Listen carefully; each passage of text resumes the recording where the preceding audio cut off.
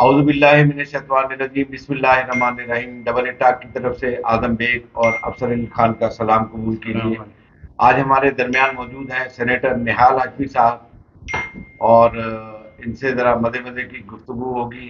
کچھ ان سے ہمارے تکلف بالکل نہیں ہے، اور کوشش کریں گے ہلکی پھلکی کچھ سیاسی گفتگو ہو، کچھ ان کی ذاتی اس کے بارے میں تھوڑی بہت بات چیت ہو۔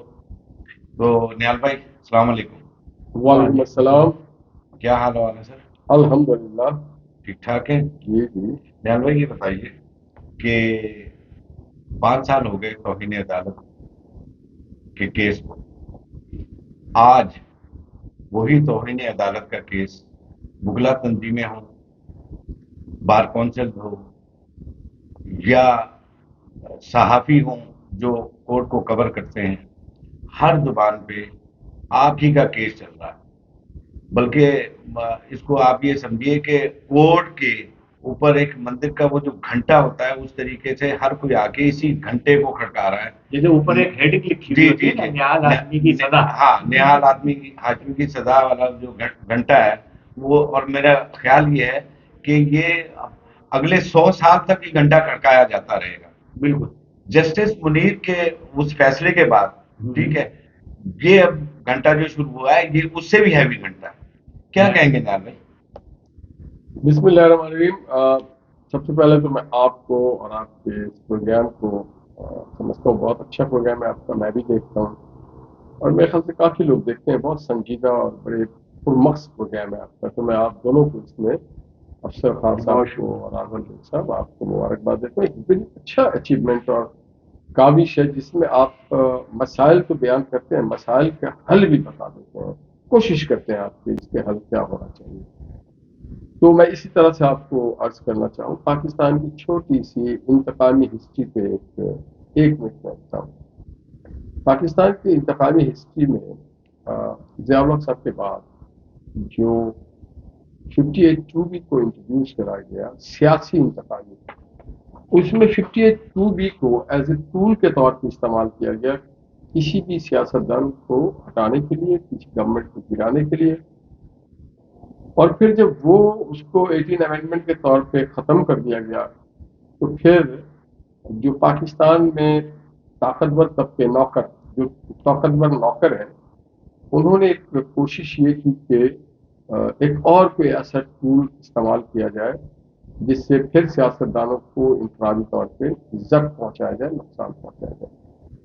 آئین پاکستان میں ضرور ہے آرٹیکل 204 جو کہ کنٹمپٹ آف کورٹ کے زمرے میں آتا ہے، مگر اس میں جو کنٹمپٹ آف کورٹ کا جو تعریف ہے وہ یہ ہوتی ہے کہ آپ دوران سماعت کسی عدالت کے اندر جا کر کے کوئی آپ اس کے اندر مداخلت کرتے ہیں، کوئی بادہ ڈالتے ہو، جج کو انفلوئنس کر، میں نے اس کو ترغیب دیتے ہو یا اس کو دھمکی دیتے ہو نام لے کر کے یا کوئی خاص کیس کا، تو اس صورت میں چونکہ آپ نے عدالت کی کارروائی کے دوران اس کے اندر مداخلت کی ہے اور کرنے کی کوشش کی ہے، تو اس میں اس کو کہتے ہیں آپ نے توہین کی عدالت کی۔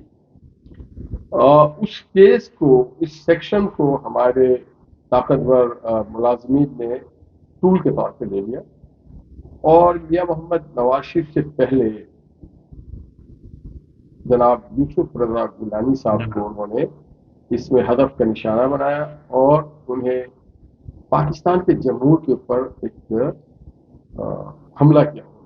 پرائم منسٹر کو توہین عدالت میں سزا دے کر کے گورنمنٹ کو آپ نے جو 22 کروڑ لوگوں کا اختیار تھا گورنمنٹ کو گھر بھیجنے کا، وہ توہین عدالت کے ذریعے چند لوگوں نے اپنے ہاتھ میں لے کر ان کو گھر بھیج دیا اور حکومت برخاست ہو گئی۔ اور اس کے بعد جب محمد نواز شریف صاحب کی ایک بہت ہی مقبول، پروگریسو اور ایک بہت ترقی یافتہ حکومت آئی، تو پھر ان لوگوں کو یہ خطرہ لاحق ہو گیا کہ کہیں نواز شریف اتنا زیادہ پاکستان کو ترقی یافتہ نہ بنا دے، اتنے معاشی طور پہ استحکام نہ دے دیں، اتنے جمہور کو طاقتور نہ بنا دے، اتنا پارلیمنٹ کو مضبوط نہ بنا دے، اور اتنا آئین کی حکمرانی نہ کر دے کہ ہم جو طاقتور نوکر ہیں، جو سازشی ہیں، ہمارے جو کھیل ہے، جو ہمارے خرافات ہیں، وہ پھر بند ہو جائیں گے۔ تو انہوں نے پھر ایک پلان کیا کہ نواز شریف کو بھی باہر کیا جائے اس سیاست سے, اور انہوں نے صرف حکومت سے نہیں, انہوں نے کہا اس کو سیاست سے بھی باہر کیا جائے. اور ان کو نیب میں نے پاناما جس میں نواز شریف کا ذکر نہیں ہے 452 لوگوں میں, اس کیس میں لیا گیا اور پھر ان کو نیب کے پاس بھیجا گیا اور پھر انہوں نے لائف ٹائم ڈسکوالیفائی کر دیا گیا. آپ کے آرٹیکل 62 63 میں ون ٹینیور ہے. اور پھر ان کی بیٹی, چونکہ انہوں نے یہ محسوس کیا کہ نواز شریف کے بعد اگر ان کی بیٹی آ کے علم اٹھاتی ہے, جیسا آپ نے ایک اشعار کہا تھا, پھر مریم علم اٹھائے گی, تو مریم کو بھی نااہل کیا گیا. ان کے ساتھ ان کے شریک حیات کیپٹن صفدر کو بھی نااہل کر دیا گیا. یہ وہ لوگ ہیں جو آئین سے ڈرتے ہیں, جمہور کی تابع رہتے ہیں, کسی نوکر کی بات نہیں کرتے ہیں, نوکر کو تابع نہیں کہلاتے یہ آئین کے پاسبان ہیں اور آئین سے ڈرتے نہیں.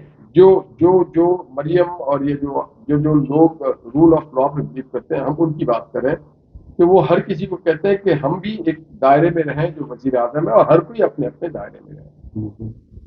اور پھر جب اس دوران میں نے سازشی لوگوں کے خلاف باتیں کی, دیکھیے میں آپ کو بتاؤں, میرا کیس تو ویسے بھی کنٹینٹ آف کورٹ نہیں بنتا تھا. کورٹ انصاف دیتی ہے, کورٹ انصاف مانگتی ہے. میں نے کہا تھا حساب مانگنے والوں تمہارا یوم حساب کون لوگ مانگ رہے تھے اس وقت؟ عمران خان, اس کے ارد گرد جتنے کرپٹ فورسز تھی, وہ سرکاری افسر ہو, غیر سرکاری ہو, میڈیا والے ہو, سب ان کے بارے میں نے کہا تھا. میرے مقدمے میں کسی جج کا نام نہیں, کسی کورٹ کا نام نہیں, کسی کیس کا نام نہیں جو چل رہا ہو زیر سماعت ہو.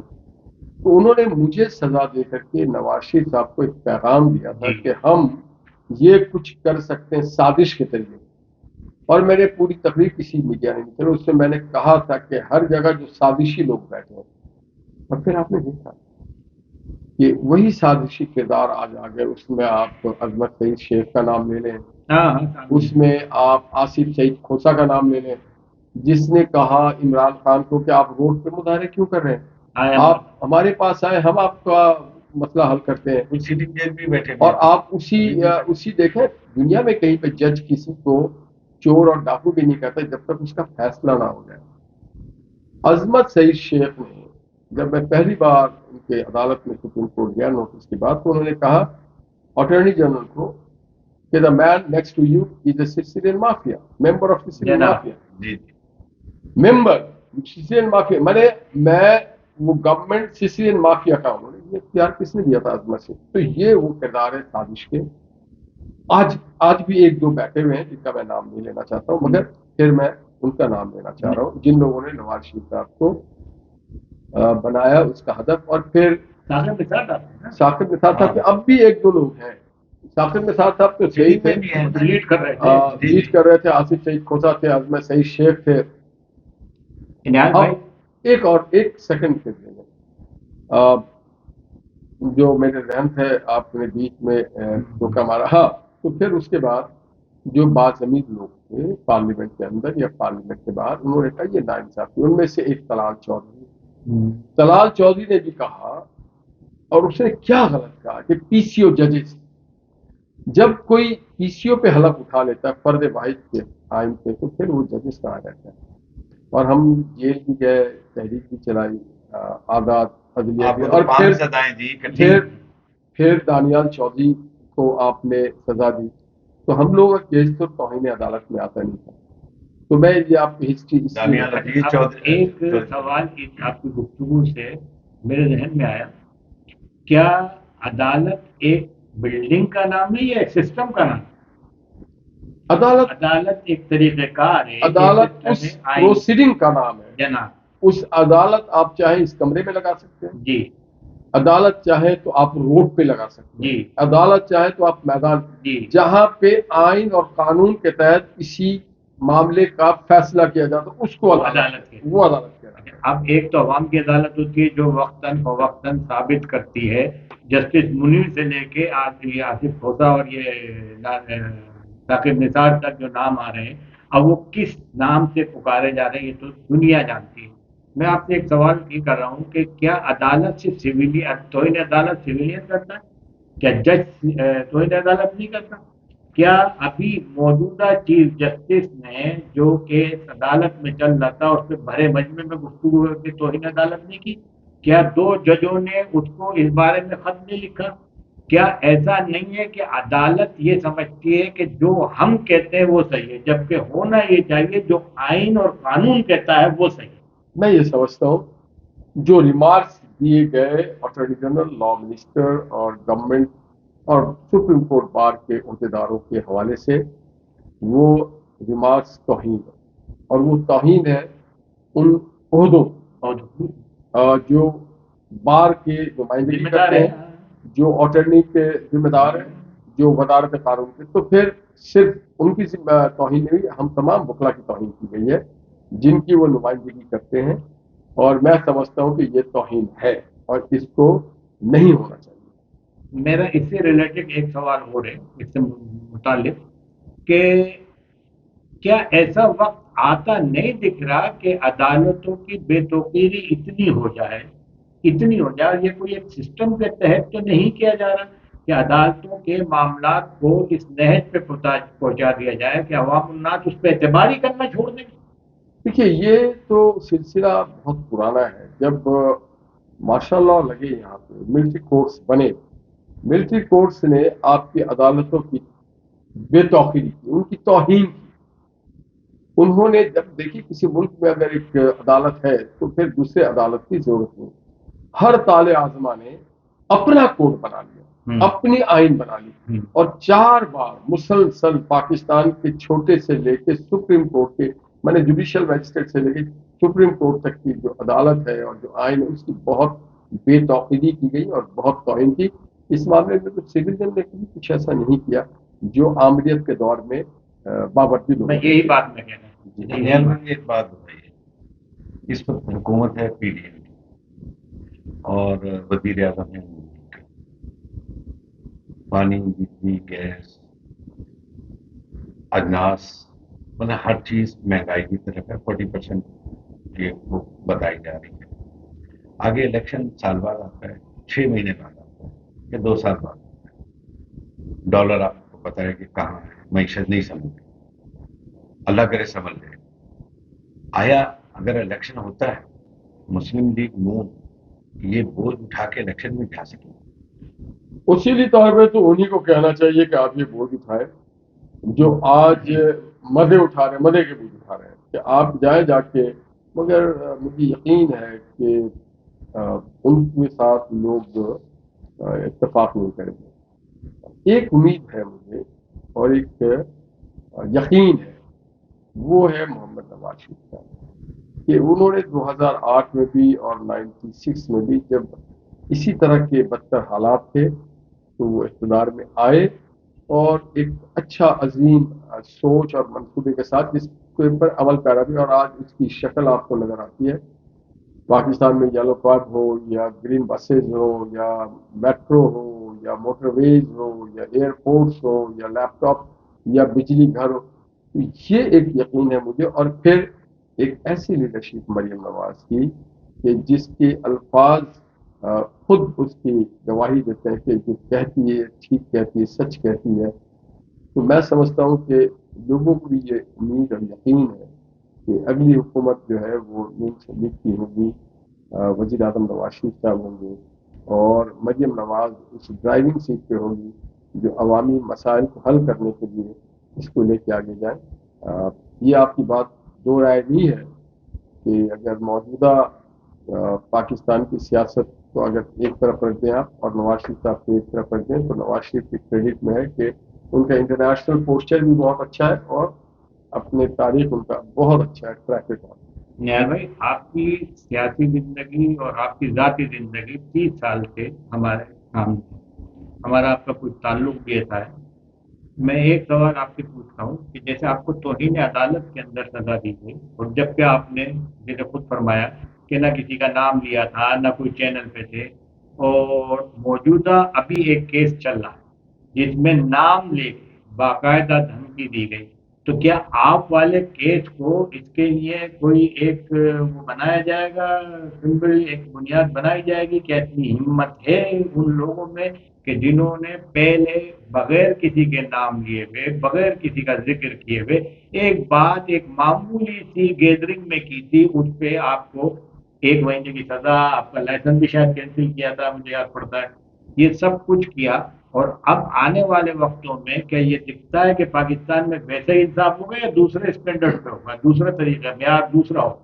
ہاں صاحب، ایک بات میں آپ کو بتاؤں، اگر ہمارے انصاف کے نظام نے اپنا ڈائریکشن ٹھیک نہیں کیا تو پھر پاکستان کے گلی کوچوں بازاروں میں اب چوک چوراہوں پہ عوامی عدالت لگ جائے گی.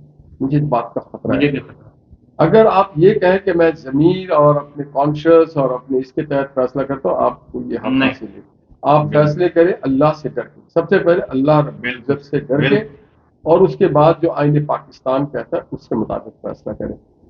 اگر یہ فیصلے جیسے آپ نے کہا، آپ کا اشارہ غالباً عمران خان ہاں نے، تو عمران خان اب اگر معافی بھی مانگ رہے ہیں، اور اگر آپ رول آف لا کو پریویل کرنا چاہتے ہیں، اگر آپ اس کی ریٹ کو اسٹیبلش کرنا چاہتے ہیں پاکستان میں کہ رول آف لا ہونا چاہیے، تو عمران خان کو یہ چاہے یا نہ چاہے ان کو سزا دینا پڑے گا. کیونکہ آپ نے تو معافی مانگی تھی۔ یہ بات ثابت کرنے کے لیے کہ کوئی ادھر نہیں اور کوئی ادھر نہیں ہے، وہ یا تو نیچے والوں کو اوپر لے جائیں یا اوپر والے کو نیچے لائیں. جیسے علی محمد کرد نے کہا تھا، یا جنرل صاحب کو نیچے آنا ہوگا یا 22 کروڑ عوام کو اوپر جانا ہوگا. بالکل. تو ہماری عدالتوں کو یا تو میرے کیس میں پھر یہ ایک کام کر دیں، مجھے اعتراض نہیں ہوگا، جو نظام ہے وہ یہ بات تسلیم کرے کہ نواز شریف کو انہوں نے غلط نااہل کیا، مریم کو غلط کیا، دانیال اور طلال کو غلط کیا، اور نہال ہاشمی کو غلط جیل بھیجا اور نااہل کیا، اور اس پہ ٹھیک ہے، غلطی ماننے میں کوئی اعتراض نہیں. تو اس کے بعد اگر آپ عمران خان کو بھی اس اسٹیج پہ لے جاتے ہیں تو ہمیں کوئی اعتراض نہیں ہوگا. پھر ونس فار آل یہ ٹول جو ہے نا نااہل کرنے والا، یہ ختم ہونا چاہیے، یہ ٹولز. مگر اس کے لیے پری کنڈیشن ہے. پری کنڈیشن یہ کہ نواز شریف کی نااہلی کے لیے آپ کہیں کہ سوری ان کو سدھارے.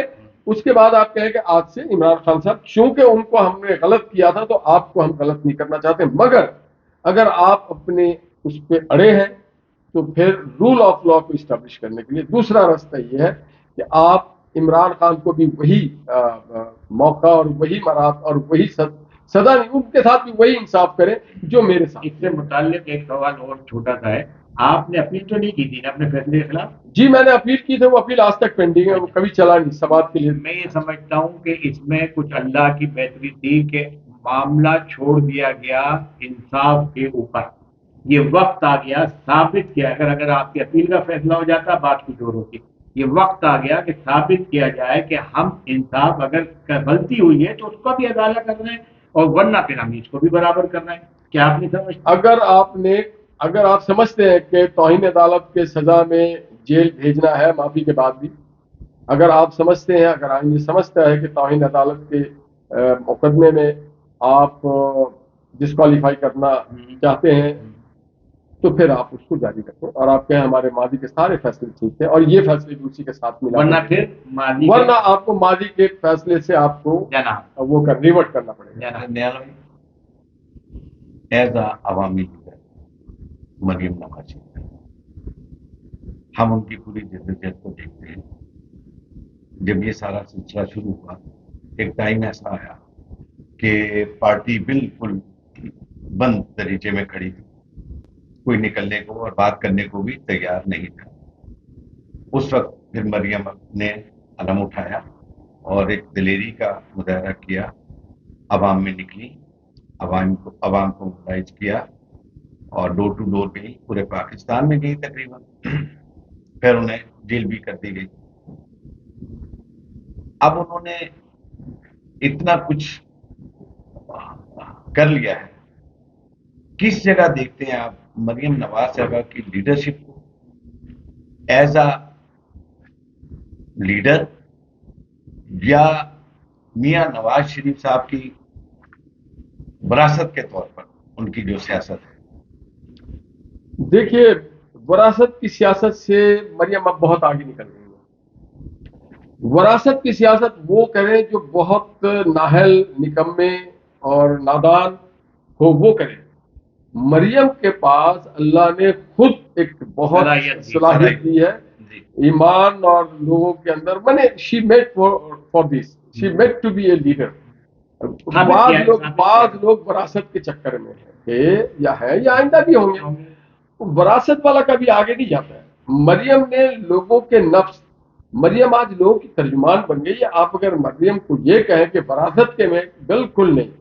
آج مریم جس طرح سے آپ کی پارٹی بند، آپ کی پارٹی بند، دیکھیں میں سارے جگہ پہ وراثت میں تمام مریم کے بیشتر ایونٹس میں گیا ہوں.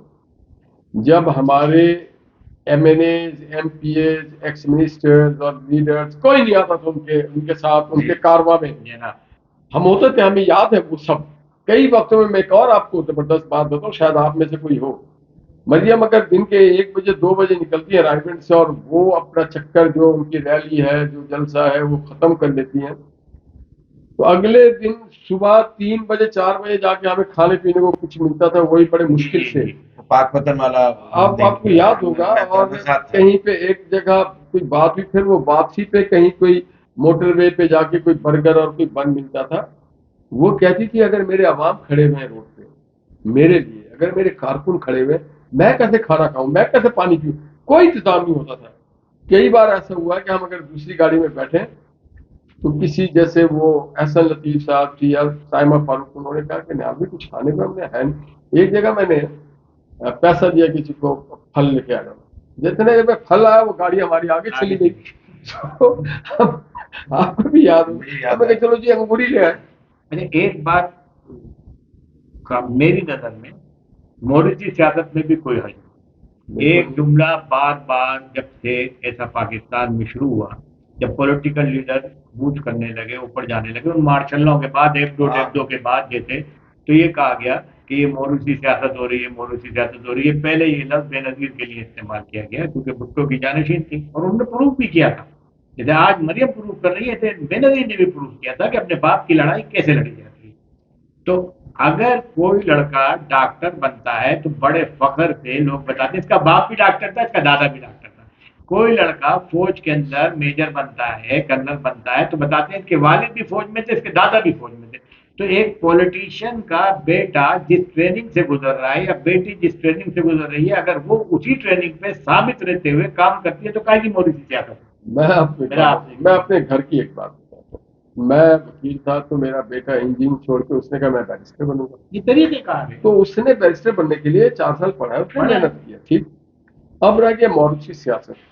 یہ وہ جو اینٹی اسٹیبلش، اینٹی ڈیموکریٹک لوگ ہوتے ہیں نا، جو کرپٹ نوکر ہوتے ہیں، وہ کہتے ہیں کرپٹ نوکر، وہ کہتے ہیں اچھے نوکر، کرپٹ نوکر، وہ کہتے ہیں کہ جی موروثی سیاست دنیا میں، امریکہ ہو کہ انگلینڈ، کوئی جسٹ نیم اینی کنٹری، بچہ اگر اپنے باپ سے انسپائر. اور پھر ایک اور بات بتاؤں، آپ بھی سیاسی کارکن اور جدید لوگ ہیں، میں آپ کو بتاؤں یہ واحد پیشہ ہے تھینک لیس، جس میں اتنی قربانی دینی پڑتی ہے.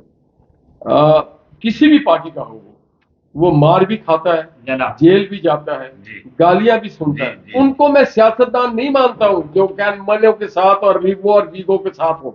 جو بیگو پہ، ریگو پہ اور ڈالے پہ ہے نا، وہ نہیں ہے. وہ تو عوام سے دور بچتے ہیں اور وہ اپنے گنمینوں کے حفاظت میں چلتے ہیں. سیاست کارکن وہ ہوتا ہے جو موٹر سائیکلوں پہ، سائیکلوں پہ، بسوں میں جاتا ہے. لوگ اس کو گریبان میں ہاتھ ڈالتے ہیں، اس سے پوچھتے ہیں کہ پیٹرول مہنگا کیوں ہے، اس سے پوچھتے ہیں کہ آج بجلی کی بل ہمارے پاس مہنگی کیوں آئی. اس سے کیسے پوچھیں گے جو بندوق والوں کے ساتھ ہے. تو میں سمجھتا ہوں ہم بڑی قربانیاں دیتے ہیں اور لوگ سمجھتے ہیں. اور پھر سارے لوگ رائٹ لیفٹ سے پیسہ نہیں کماتے. بعض لوگ عبادت سمجھتے ہیں اور کہتے ہیں اللہ کو جواب دینا، اپنا خرچ کرتے ہیں سارے. آپ کو پتا ہم سب، آپ میرے ساتھ بہت سارے مارچوں میں رہے، لانگ مارچ میں رہے، سفر کیا ہے، امریکہ تک گھومے، انہوں نے گھمایا امریکہ. اچھا نیال بھائی ایک بات بتائیں، ثاقب نثار صاحب نے آپ کو سزا دی، 5 سزائیں کٹھی ان کی کورٹ نے، مطلب انہوں نے تو نہیں، ظاہر ہے رپورٹ بیٹھی جو بھی جج کے سامنے 5 سزائیں کٹھی دے دی. کیا पार्टी को भी उन्होंने फोन किया था कि इसको निकाल दो। सदा आसिफ सईद खोसा ने इस पर दस्तखत किए थे, सज्जाद अली शाह ने किया था। एक जज का मैं नाम जरूर लूंगा, जनाब जस्टिस दोस्त मोहम्मद अल्लाह, उनको सेहत तंदुरुस्ती थे। उन्होंने कहा था कि मैं सजा देने के हक में नहीं हूँ, इसलिए कि हमने नेहाल हाशमी को तरजीह दिया था कि आप अपोलोजाइज जमा कर दें। तो ऐसे भी जज हैं दोस्त मोहम्मद जैसे, और कोहार के सेशन जज जैसे भी जज हैं, और कई जजों ने मेरा रेफरेंस देकर के इस्तीफा देने की बात की। तो बहुत अच्छे जजेस भी हैं, बाज़मीर लोग भी हैं। साकिब निसार के माइंड सेट वाले दोस्त हमारी पार्टी में भी हैं। अच्छा जी, तो जो साकिब निसार के हमनवा है, उन्होंने पार्टी से भी मुझे निकलवा दिया। मैं ये समझता हूँ कहीं ऐसा तो नहीं हुआ कि एक आदमी ने किसी खातून की इज्जत बचाने की कोशिश की, नौजवान लड़के ने, और उसकी इज्जत बचा ली, बचाने की पूरी कोशिश की, उसको गुंडों से सेव कर लिया, ये गुंडे जो उसकी तरफ नजरें कर रहे थे, और जब वो घर आया तो घर वालों ने मारना शुरू कर दिया। तो आपके साथ ऐसा तो नहीं हुआ? जी ऐसे ही हुआ। वो जो गुंडे थे ना, उसके कुछ दोस्त मेरे घर में भी रहते थे, जो ये समझते थे कि इस्टेब्लिशमेंट से या साकिब निसार और हम ख्याल टीम से महादारी नहीं करनी चाहिए, सियासत डर के और दबक के करना चाहिए, चुप से और सर नीचे करके। जब वो सियासत नहीं है, वो तो गुलामी है। जी, तो देखिए बहुत सारे लोग गुलामी माइंडसेट के लिए आके पाकिस्तान में सियासत करते हैं, और वो ये चाहते हैं कि उनकी दाल दलिया ठीक रहे। वो कहते हैं कि पावे हुकूमत किसी की। अब आप बताएं ना, जो लोग आप उनको सियासतदान कहेंगे, जो लोग आमरीत के दौर में वजीर बनते हैं और उनकी कासालेसी कहते हैं, वो भी सियासतदान है। निकाह के क्या करना है? तो फिर हम सियासतदान नहीं, हम जिना के फॉलोअर हैं। एक बात आपको जाएगी निहाल साहब, निहाल भाई कहता हूँ आपको कि हमेशा निहाल भाई कह के बोला, प्रोग्राम के होते निहाल साहब कह दिया। निहाल भाई एक बात तो आपको जाएगी, इतनी पार्टी ने आपके साथ बेमुरवती बरती, इतना कुछ, आपके मुंह पे एक लफ्ज भी पार्टी के खिलाफ, पार्टी से शिकायत नहीं आया, जबकि जो बात आप कह रहे थे वो बात एक साल बाद पूरी पार्टी कह रही थी। सिंध में भी हम देखते रहे जो हाँ, सब जो कुछ हुआ, देखा, सब कुछ हमने देखा। किसी ने कोई कसर आपके छोड़ी मुंह नहीं इनके पे साथ। एक भी शिकवा नहीं आया, आपने कहीं भी, हमारे साथ तो पर्सनल गैदरिंग में भी बात हुई, आपने बोला नहीं बस जो हो गया होता रहता है, मगर आपने इस पार्टी से इतनी मोहब्बत। उसकी मैं आपको वजह बता दूं। मुझे पता है कराची से कौन सी बस कौमी असेंबली पहुंचती है। मैं उस पर इसलिए नहीं बैठा, मैं कौमी असेंबली का सेनेट का मेंबर तो बन जाऊंगा, मगर अब मेरा मुल्क पाकिस्तान आगे नहीं जाएगा, मेरे नौजवानों की बेरोजगारी का खात्मा नहीं होगा, मेरे मुल्क में अंधेरा रहेगा। तो मैंने देखा कि कौन ऐसी पार्टी और कौन ऐसा लीडर है जो तुरखम से लेके थरपारकर तक लोगों के घरों में रोशनी दे सकता है, जोड़ सकता है, लोगों के मुंह पे नवाले छीने का नहीं दे सकता है, जो पाकिस्तान की तरक्की को सोचता है। वो आदमी नवाज शरीफ थे और है, और मैं नजरिए के साथ हूं। अच्छा, अपने आइडिया मेरा आइडिया, जब आप जेल जाए, आपको जान से मार भी दें, आप मर भी जाए, जख्मी भी हो जाए, गोली भी लग जाए, तो क्या मैं कलमा पढ़ना छोड़ दूं? मैं कलमा नहीं छोड़ सकता ना।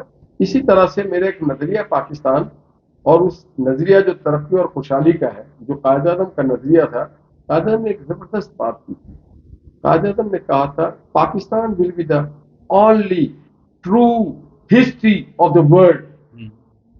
तो ये जब करप्ट लोग आ जाते हैं ना, नौकर, करप्ट नौकर सियासत को सीधा करने के लिए, यहीं से मामला तो यहाँ से मामला खराब होता। और कायद आज़म को उस कमिटमेंट को अमली जामा पहनाने के लिए जो शख्स है आज पाकिस्तान में, आज है, उसका नाम है मोहम्मद नवाज शरीफ। अल्लाह ताला उनको सेहत और तंदुरुस्ती दे। मैंने उनको रेल और जेल में देखा है, उनके घरानों पे जाके देखा है। जितना दीनदार और सादा और सच्चे आइडियल इंसान और मुसलमान मोहम्मद नवाज शरीफ साहब है, हर तासुब से बालातर और खुदा से डरने वाले, पाकिस्तान से टूट के बिल्कुल बड़े राज अपने सीने में छुपा के रखा उन्होंने, बहुत नुकसान उठा लिया, तो पाकिस्तान पे कोई आंच नहीं आने दिया। एक जुमला बचपन के अंदर सुना करते थे, उस जमाने में ट्रेन का सफर बड़ा टिपिकल होता था कि रेल, जेल और अस्पताल, तीन जगह पे आदमी की परख होती है। तो मेरे ख्याल से आपने उन तीनों जगहों पे मोहम्मद नवाज शरीफ को परखा। एक आखिरी सवाल, बस एक छोटा सा जवाब चाहिए। ये इतना कुछ हुआ, کچھ کہتے ہیں کہ جی رجیم چینج ہوئی، کہتے ہیں جی حکومت چینج ہوئی، ہر کسی کا اپنا اپنا بولنا ہے، ہر کوئی اپنا بولنا ہے۔ اچھا اب یہ باتیں کوئی ڈھکی چکی ہیں نہیں، آپ قیادت کے نزدیک ہے، سب کو پتا ہے اور کتنے نزدیک ہیں کہ جب آپ کو کورٹ نے وہ کیا تو مریم نواز شریف صاحبہ نے اپنی ڈی پی پہ آپ کی تصویر لگائی، اس کا مطلب یہ ہے کہ آپ کو اون کیا، اور میاں نواز شریف نے بھی آپ کو فل اون کیا، ہمیشہ اون کیا، سب کو پتا ہے آپ ان کے کتنے قریب ہیں۔ اکثر آپ کا لندن میں آنا جانا ہوتا ہے اور انشاءاللہ ہوتا رہے گا، ہو سکتا ہے ابھی قریب بھی کہیں آپ چلے جائیں۔ کیا دیکھتے ہیں کہ وہاں جو لوگ ہیں، اسحاق ڈار صاحب ہیں، میاں صاحب ہیں، اور میاں صاحب کے جو وہاں قریبی لوگ ہیں، یہ سب کچھ جو چینج ہوا حکومت لینے کا یا آنے کا، حکومت میں آنے کا، وہاں کیا سوچ پائی جائے؟ آپ کے توسط سے میں لوگوں کو پیغام دے رہا ہوں، اگر اجازت دیں آپ۔ جی جی کیوں؟ آج اسکندر مرزا کا نام لینے والا کوئی نہیں، غلام محمد کا نام لینے والا کوئی نہیں، ایوب نام لیتے ضیاء اچھے طریقے سے، مشرف کوئی نہیں، نہیں۔ چودھری منیر سے لے کے ثاقب نثار اور ثاقب نثار سے لے کے گلزار اور گلزار سے لے کے آصف شیخ تک کوئی نام نہیں لیتے۔ جب نام لیتے ہیں تو کوئی چہرے پہ جو تاثرات اور بدنما جانوروں کے ساتھ نام تشبیہ دیتے ہیں۔ اسی طرح سے آپ اٹھا لیں، خواجہ ناظم الدین کا نام جب لیتے ہیں تو بہت احترام سے لیتے ہیں، شاہوردی کا نام عزت سے لیتے ہیں، نوابزادہ کا نام عزت سے لیتے ہیں، محترمہ کا نام عزت سے لیتے ہیں، نواز شریف کا نام عزت سے لیتے ہیں۔ زندہ رہ جاتا ہے جو عوامی خدمت۔ اگر کوئی کرپٹ لوگ یہ لوگ سمجھتے ہیں، کرپٹ نوکر یا سازشی لوگ، کیا آپ مٹا دیں گے نواز شریف کو یا نظریے کو؟ نہیں مٹا سکتے۔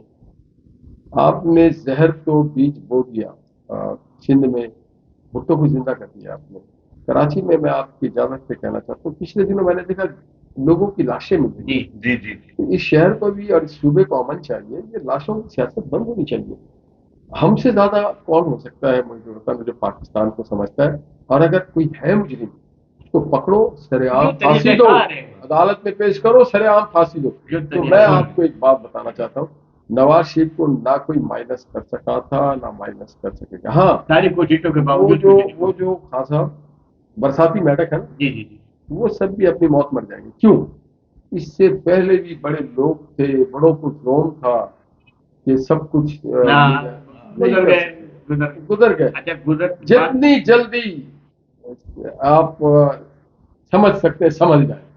ایک اعظم صاحب جلدی پروگرام ختم کرنا چاہتے ہیں، ٹائم پورا ہو رہا ہے، مگر ایک جملہ آپ سے، ایک سوال، ایک تذکرتاً بات کر رہا ہوں، کسی پبلک مقام پہ کوئی موب ہو، تقریباً 1500 آدمی جمع ہو، وہاں پہ آپ اور ثاقب نثار دونوں ایک ساتھ انٹرویو لیں تو میرا ذہن کہتا ہے کہ ثاقب نثار کے پاس جانے والے 10 آدمی نہیں ہوں گے، آپ کے پاس آنے والے 500۔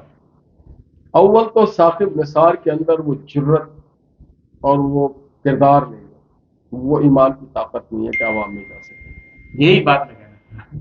اور ہمیں کچھ کھونے کو نہیں ہے، ہمارا سب سے بڑا جو سرمایہ ہے نا کھونے کو، وہ پاکستان ہے، اور پاکستان کو بچانے کے لیے ہم کہیں بھی جا سکتے ہیں۔ انشاءاللہ کسی کے ساتھ اجازت دیجیے گا، انشاءاللہ ان کے ساتھ تو یہ ہمارے استاد بھی ہیں بھائی، اور بڑی ہمت ہے میری کہ میں ان کے سامنے بیٹھ گیا جن کے سامنے کوئی نہیں ٹکتا۔ وہ وہی بات آ گئی کہ آج کل نہال گھنٹہ جو ہے نا کورٹ کے اوپر لٹکا ہوا ہے اور ہر کوئی آ کے اسی نہال گھنٹے کو بجاتا ہے۔ اجازت دیجیے اعظم بیگ اور افضل علی خان کو، السلام علیکم۔ وعلیکم